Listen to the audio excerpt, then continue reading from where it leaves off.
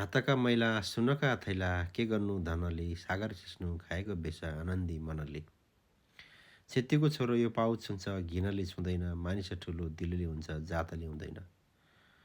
बचपनमा विद्यालयमा यो पाठ्यपुस्तकहरूमा यी पङ्क्तिहरू पढेको र यसको अझै पनि यो मानसपटलमा यी पङ्क्तिहरू ताजै छन्। प्रसिद्ध पुस्तक लक्ष्मीप्रसाद देवकोटा महाकवि लक्ष्मीप्रसाद देवकोटाको मुनामदन खण्डकाव्यबाट यी पङ्क्तिहरू साभार गरिएका हुन्। यो खण्डकाव्य अत्यधिक लोकप्रिय खण्डकाव्य हो र सर्वाधिक बिक्री भएको खण्डकाव्य भनेर पनि यसलाई बुझिन्छ। यो 1936मा प्रकाशन भएको हो। अत्यन्त मार्मिक कथा छ।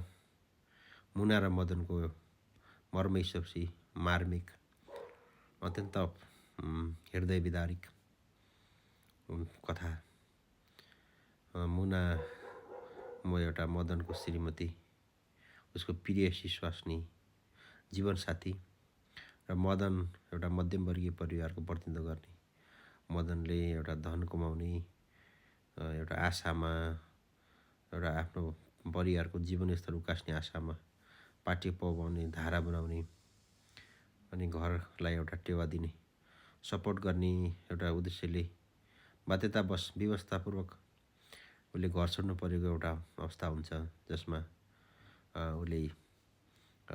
मुनाले मदनलाई विभिन्न खालको एउटा बिन्ती गरेको हुन्छ।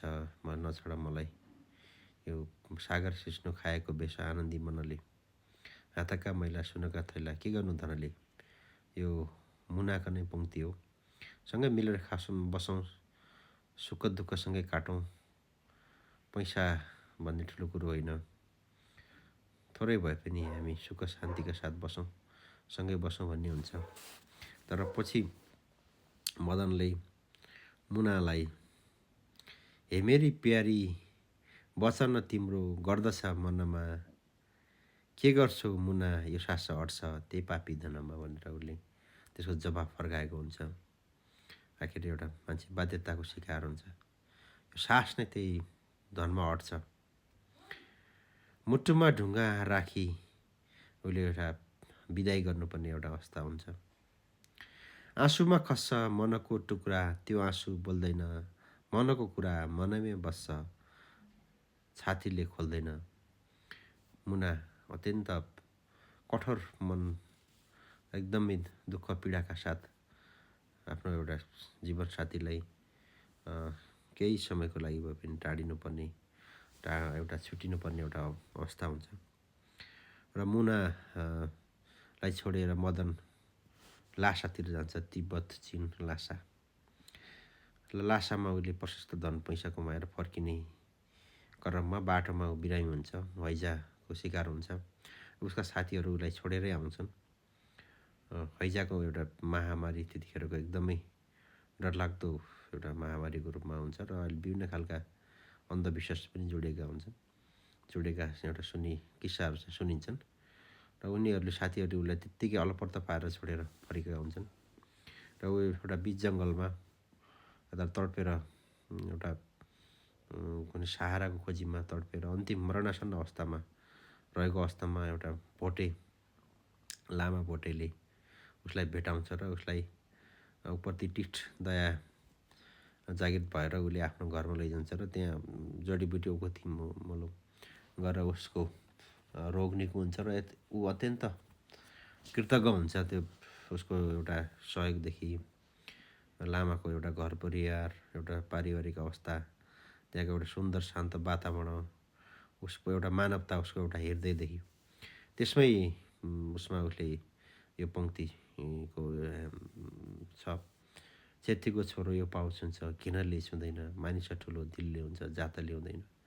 कुन अवस्थामा मान्छे विभिन्न खालको परिस्थिति हुन्छ, विभिन्न खालका समस्याहरू आइपरेका हुन्छन् र मानव त्यो जसले त्यो विषम परिस्थितिमा, त्यो दुःखको अवस्थामा, त्यो अप्ठ्यारो परेको अवस्थामा एउटा त्यसलाई जसले सहयोग गर्छ त्यही नै ठुलो मानिस हो, त्यही नै ठुलो उसको दिल हो भन्ने खालको त्यसको त्यो पङ्क्तिबाट त्यसको हामी अर्थ यसलाई लिन सक्छौँ। त्यसपछि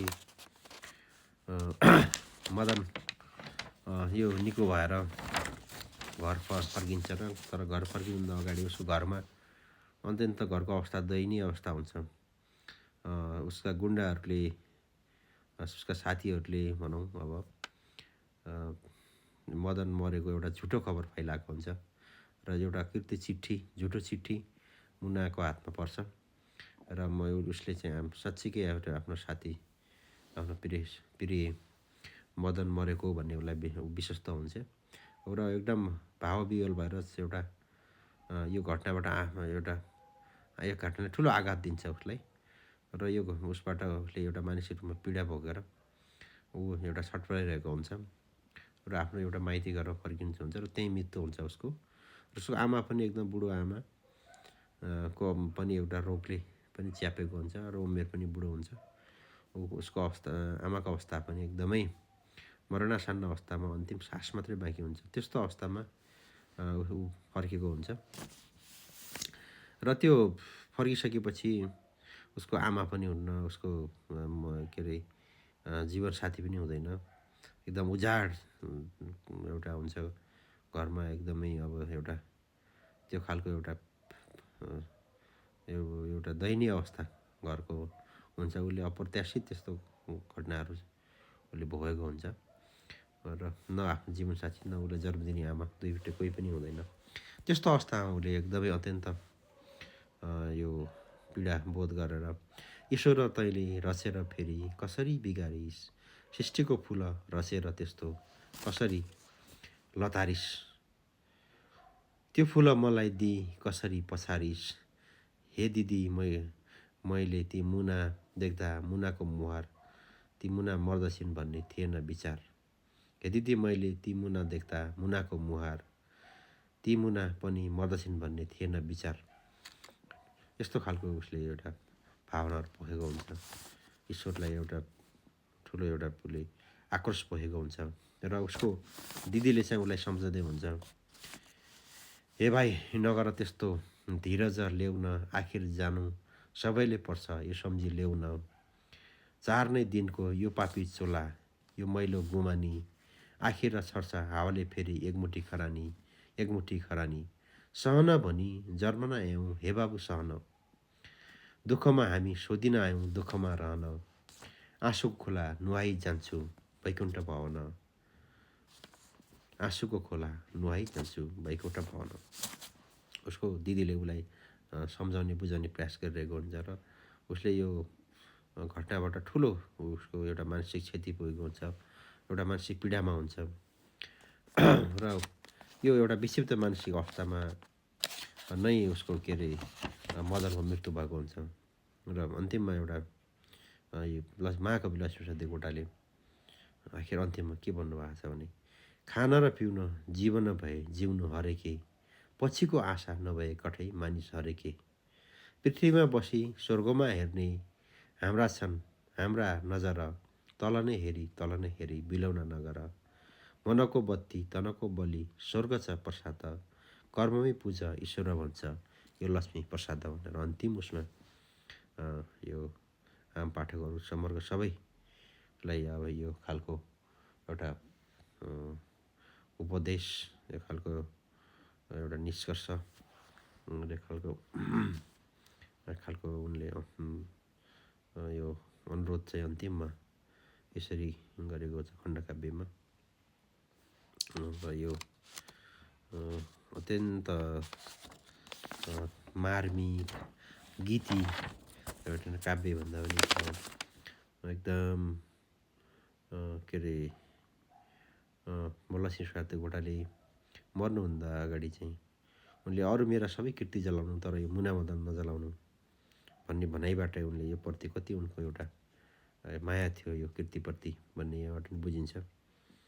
एकदम सरल छ, सहज छ, बुझ्नलाई पनि एकदम राम्रो, अत्यन्त यो मार्मिक मुना मदन फेरि एकपटक पढ्ने अवसर पाइयो, असाध्यै मन पर्यो, खुसी लाग्यो। हवस्, धन्यवाद।